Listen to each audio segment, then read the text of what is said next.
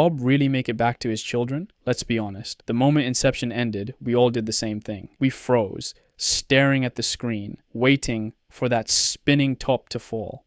For 2 hours, Christopher Nolan locked us into one single question. Is this real or is it a dream? But in that final scene, right in front of our eyes, there was a much more unsettling truth.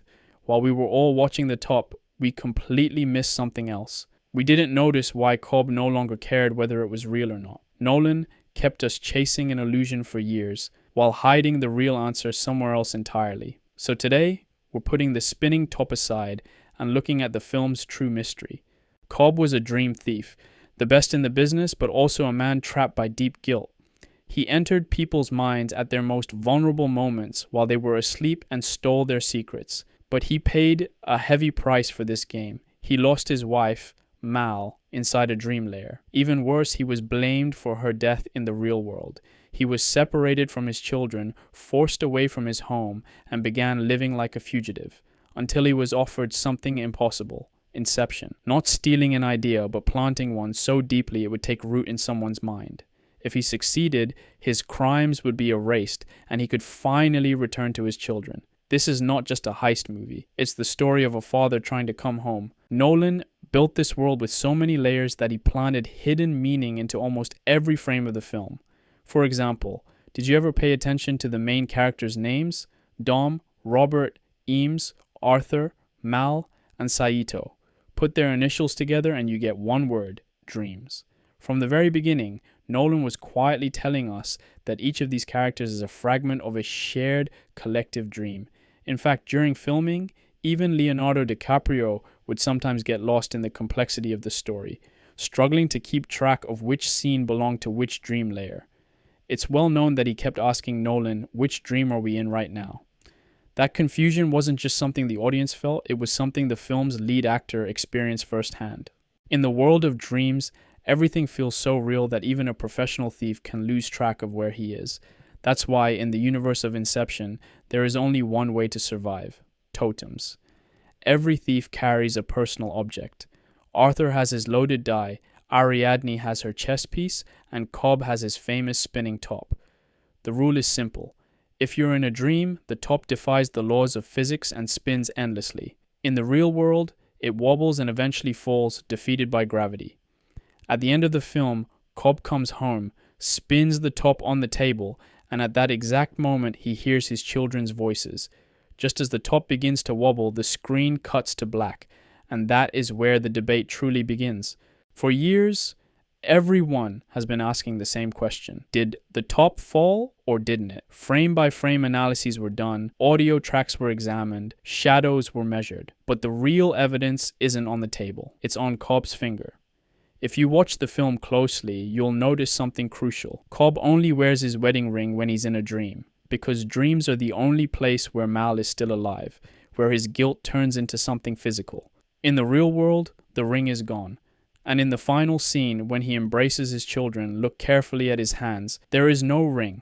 This is the clearest proof that Cobb is physically in the real world at the end of Inception. So then a new question emerges. If this is the real world, why does the top seem like it might never stop spinning? This is where the film's biggest secret is hidden. That spinning top was never truly Cobb's totem. It belonged to Mal. Throughout the film, Nolan repeats one rule again and again: never touch someone else's totem, because only its owner knows its true balance. After Mal's death, Cobb breaks that rule by using her totem. He entrusts his sense of reality to someone else's memory. That's why the top could never give him a definitive answer. Cobb's real totem was the wedding ring, an object that exists only in dreams, and that truth reframes the ending of Inception entirely.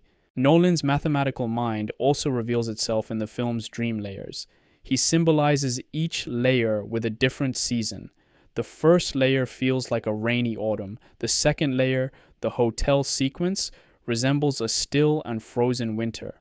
And the third layer mirrors the dead of winter with snow-covered mountains and extreme cold. These seasonal shifts work like a visual map of how deep the mind is descending. And in every one of those layers, Cobb is fighting his own internal storm, buried deeper and deeper inside the structure of Inception. But Inception is not just about the question of dream versus reality. What truly matters is why Cobb doesn't look at the top. In the final scene, as the top spins on the table, Cobb turns his back and runs toward his children. He doesn't even check the result because he no longer cares. The cold proof of reality loses its meaning in the warmth of his children. Cobb stops searching for certainty and chooses happiness instead. This is not a defeat, it's a release. The roots of this choice lie in Mal's tragedy. Cobb and Mal spent 50 years in the deepest dream layer known as limbo. Together, they built cities and created entire lifetimes of memories. But when Cobb realized it was all a lie and wanted to return to reality, Mal had fallen in love with that false world. In a desperate attempt to save her, Cobb planted an idea in her mind. This world isn't real. But that idea never faded. Even in the real world, Mal continued to believe she was still dreaming. And in order to wake up, she chose to sacrifice herself in Inception. This is the burden Cobb carries. He holds himself responsible for the death of the woman he loved. Throughout the film, the version of Mal we see is not truly her, but a projection of Cobb's own guilt. In the final scene, the fact that he sees his children's faces clearly for the first time is a sign that he has finally let that burden go. In the flashbacks, the children are always the same age, wearing the same clothes, because Cobb's mind is frozen in the past. But in the ending, the children are older. Time has started moving again in Inception. In an interview, Christopher Nolan said this: "Whether the top falls or not doesn't matter. What matters is that Cobb isn't looking at it anymore." What Nolan is really telling us is this: subjective reality can be stronger than objective reality. When Cobb finally lets go of the version of Mal inside his mind, he creates his own version of heaven. Inception is not a heist movie.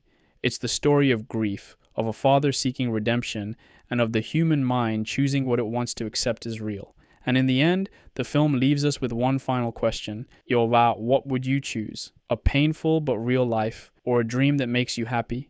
Cobb made his choice. The question is, would you?